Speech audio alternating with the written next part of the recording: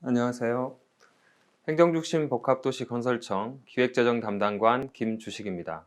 이번 세션에서는 행복도시 건설 추진 체계와 관련해 브리핑하고자 합니다. 우선 행복도시 개요에 대해 간략히 소개해드리겠습니다.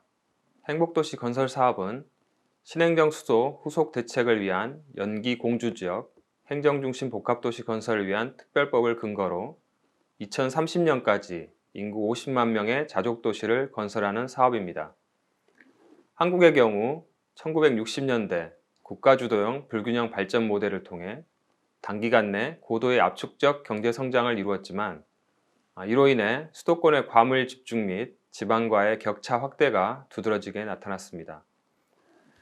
수도권 집중은 지속 심화되어 행복도시를 구상하던 2004년에는 국토의 11.8%에 불과한 수도권에 전체 인구의 48%가 거주하고 있었으며 이로 인한 사회, 경제, 환경적 비용이 증가해 왔습니다. 우리는 수도권과 지방을 균형 있게 발전시킴으로써 국가 경쟁력을 제고할 수 있다는 판단하에 행정중심 복합도시 건설 사업을 추진하게 되었습니다. 행복도시는 2007년부터 2030년까지 장기간에 걸쳐 건설되는 만큼 도시 인프라를 구축하는 1단계, 자족 기능을 확충하는 2단계, 도시를 완성하는 3단계로 나누어 계획되었습니다. 각 단계별로는 기관과 목표를 세부적으로 설정하여 건설 과정에서 중간 평가 및 발전적 계획 보완이 가능토록 했습니다. 행복도시 건설은 2005년 행복도시 건설 특별법을 공포를 시작으로 본격 추진되었습니다. 이 해에는 한시 조직인 행복도시 건설 추진단이 구성되어 도시건설을 위한 준비 작업을 수행해 나갔습니다. 2006년에는 행복도시 건설을 전담하는 정부 조직인 행정중심 복합도시 건설청이 개청하였으며 도시건설의 뼈대가 되는 기본계획과 개발계획을 수립했습니다. 조직 구성과 계획 수립 등을 거쳐 2007년 7월 드디어 행복도시 건설을 위한 첫 삽을 떴고 2011년에는 첫 주민 입주가 시작되었습니다. 이듬해인 2012년 행복도시와 주변 지역을 관할하는 지자체인 세종특별자치시가 출범하였고 행복도시 건설의 역점 사업이라 할 수 있는 중앙행정기관 및 국책연구기관 이전을 시작하였습니다. 2013년부터는 세종호수공원, 국립세종도서관 등 문화시설이 차례로 준공되었습니다. 2015년 1단계 건설을 차질 없이 완료하고 2016년부터 2단계 건설에 돌입하게 되었습니다. 2단계 건설 과정에서는 스마트시티 국가시범도시, 대학, 기업, 국제기구 유치 등을 중점 추진하고 있습니다. 개략적으로 행복도시 건설 추진 경위를 설명드렸는데요.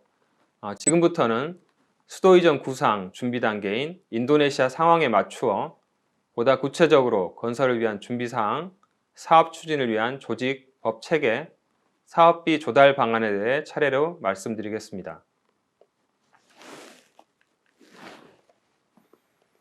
행복도시 건설 사업은 특별법이 제정된 2005년부터 시작되었는데 당시에는 행복청이 없었기 때문에 법에 근거한 행복도시 건설 추진위원회와 행복청 개청 전까지 한시적으로 실무를 담당할 건설 추진단을 두고 업무를 추진했습니다. 추진위원회는 연간 총 9차례 본회의를 개최하며 예정지역과 주변지역 지정 고시, 실제 건설을 시행할 사업 시행자 선정, 행복도시 건설의 기초가 되는 중요 정책 사항을 심의해 나갔습니다.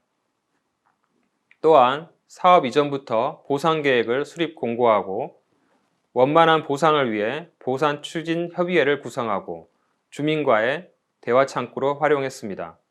보상 추진 협의회에는 예정지역 관할 지자체, 사업 시행자, 감정평가사 등 전문가, 주민 대표를 포함시켜 288건에 달하는 주민 요구사항을 신속히 해결하기 위해 노력하였고 그 결과 3개월 만에 약 7천만 제곱미터에 달하는 토지 및 건물 보상을 위한 조사를 완료하고 같은 해 12월 보상에 착수할 수 있었습니다. 도시개발이 예정된 지역에서는 언제나 부동산 투기 및 난개발 문제가 발생해 왔습니다.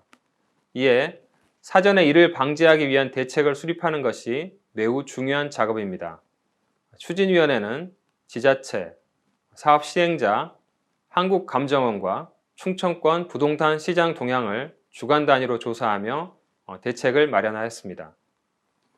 더불어 검찰, 경찰은 물론 국세청, 지자체와 충청권 부동산 투기대책협의회를 구성하고 중앙정부 차원의 고위급 협의회도 구성해 운영하는 등 빈틈없는 대책 마련과 효과적인 단속을 위해 노력하였습니다. 무엇보다 우리나라 역사상 최초의 국가 주도이자 최대 규모의 최장시간 도시건설을 위해 지금까지 개발된 신도시와는 차별화된 도시계획 수립이 필요했습니다. 일관성 있는 기본 개발 실시계획 수립을 위해 각 계획 수립 참여 연구기관을 총괄하는 공동연구단을 구성하였고, 새롭고 완벽한 미래도시 건설을 위해 국내외 전문가들이 참여하는 국제공모를 시행하였습니다. 국제공모에서는 세계 25개국 121개 작품 중 5개의 당선작을 선정하였습니다. 행복도시는 당선작 2개가 공통적으로 제안하고 있는 환상형 도시구조를 적극 수용하여 기본계획을 완성했습니다.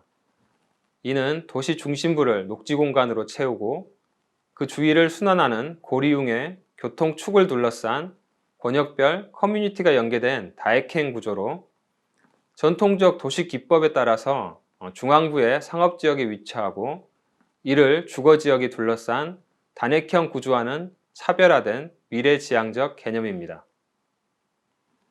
행복도시는 이러한 준비 절차를 거쳐 2006년 행정중심 복합도시 건설청 개청과 동시에 실질적 도시건설에 착수하게 됩니다. 행복청은 행복도시 건설을 총괄, 전담하는 주무부처로서 개청과 동시에 해산된 추진단의 업무를 이관받음과 동시에 도시건설을 위한 구체적 집행 기능을 담당하게 되었습니다.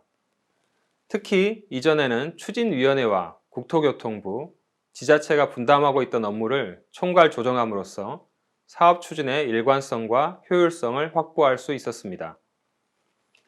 개청 이후 도시건설을 추진하고 있는 조직 체계를 살펴보면 행복청을 중심으로 국토교통부 소속인 추진위원회와 자문위원회, 사업시행자 등이 직접 참여하고 있습니다. 추진위원회는 건설사업의 중요 정책사항을 심의하는 기구로 당초 대통령 소속위원회로 출범하였다가 정부 조직 개편에 따라 현재와 같이 국토교통부 장관 소속위원회로 변경되었습니다. 추진위원 당연직 위원은 각 중앙부처 차관급 11인이고 위촉직 민간위원은 각계각층의 전문가 19인으로 구성됩니다. 또한 추진위의 효과적인 자문을 위해 각 분야 전문가 등 총 100인으로 구성된 자문위원회도 운영 중에 있습니다. 행복청에서 실제 건설을 직접 담당할 수 없기 때문에 건설 분야에 깊은 전문성을 가지고 있는 한국토지주택공사를 사업시행자로 지정하여 안정적으로 건설 사업을 수행하도록 하였습니다. LH는 행복도시 건설 사업을 위해 별도로 전담 조직인 세종특별본부를 구성하여 토지 매수, 실시계획 수립, 토지 조성 및 공급, 기반시설 설치 등 다양한 업무를 수행하고 있습니다. 이 외에도 국무조정실, 행정안전부를 비롯한 중앙행정기관, 행복도시 관할 지자체인 세종특별자치시 등과 협력 지원 관계를 유지하고 있습니다. 안정적 사업 추진을 위해 전담 조직 못지않게 중요한 것이 관련 법을 제정해 운용하는 것입니다. 행복도시 역시 건설 추진을 위해 가장 먼저 신행정수도 후속 대책을 위한 영기공주지역 행정중심 복합도시 건설을 위한 특별법을 마련하였고 이를 근거로 삼아 도시건설 사업을 추진해 가고 있습니다. 행복도시법은 특별법으로 제정하여 일반 법에 우선하도록 하였고 건설 방향, 도시계획, 추진기구, 도시기반시설 건설, 자족기능 확충, 사업관리 및 주민지원까지 도시건설에 필요한 모든 내용을 망라하였습니다. 또한 각각의 내용은 국토기본법, 광역교통법 등 관계법령을 준용하여 일관성을 기하였습니다. 추가적으로 자족시설 유치 지원 기준, 토지 공급 지침 등 60여 개의 행정규칙 제정 운영을 통해 업무 추진의 근거와 기준으로 삼고 있습니다. 다음으로 예산 체계에 대해 말씀드리겠습니다. 행복도시는 기본계획 수립 단계에서 중앙행정기관 청사를 위한 부진 매입 및 건축에 약 2.1조 원, 시청, 교육청 등 지방행정관리시설과 학교, 도서관 등 기타 공공시설에 약 3.7조 원, 도로, 철도 등 행복도시 연계교통망 확충에 약 2.7조 원 등 항목별 추정을 통해 건설 사업비를 22.5조 원으로 추산하였습니다. 그리고 추정된 사업비를 조달할 수 있는 방안을 모색하였습니다. 행복도시 건설 사업은 국가 주도로 진행되는 만큼 건설 완료 시기인 2030년까지 8.5조 원의 정부 투자를 결정하고 단계별 투입 계획을 수립하였습니다. 특히 행복도시의 경우 안정적 재원 확보와 효율적 관리를 위해 행정중심 복합도시 건설 특별회계를 설치 운영하고 있으며 회계 관리를 단순화함으로써 재정 운영의 투명성을 확보함과 동시에 장기간에 걸친 도시건설 사업을 안정적으로 추진할 수 있는 핵심 기반이 되고 있습니다. 또한 사업 시행자인 LH는 14조 원에 달하는 부지 조성 비용을 부담하고 있으며 지방행정 공공시설 건설비는 지자체와 분담하는 등 정부 투자 외의 재원 조달 방안도 마련되어 있습니다. 이 외에도 민간 투자를 적극 유치하여 민간의 창의성과 자율성을 도시 건설 과정에 적용함은 물론 정부의 재정 부담도 경감하고 있습니다. 마지막으로 행복도시 건설 추진 경험을 바탕으로 수도 이전을 준비하고 있는 인도네시아의 몇 가지 사항을 제안하고자 합니다. 장기간에 걸쳐 진행되는 도시건설 사업의 특성상 정권 교체 및 경제 위기 등 대내외 여건 변화 속에서도 안정적으로 사업을 추진할 수 있는 조직, 법, 예산 등의 추진 체계 구축은 사업 성패의 관건이라고 할 수 있습니다. 인도네시아는 현재 코비드-19 등 외부 요인으로 인해 수도 이전 사업이 당초 계획 대비 수년되고 있는 것으로 알고 있습니다. 이러한 상황 하에서 지속적인 사업 추진 동력을 확보하기 위해서는 우선적으로 법과 예산이라는 안정적 추진 기반이 갖추어져야 합니다. 특히 도시건설 초기 핵심 기반시설의 건설에는 정부 특별회계를 활용하는 것이 중요합니다. 초기 투자가 불안정할 경우 도시의 최초 기능이 미형성되어 향후 사업 추진에 지속적 어려움이 작용할 가능성이 높기 때문입니다. 두 번째로 수도 이전 사업을 전담할 조직을 구성하여 도시 건설 책임을 부여할 때 사업 추진이 일관적이고 책임성 있게 이루어질 수 있습니다.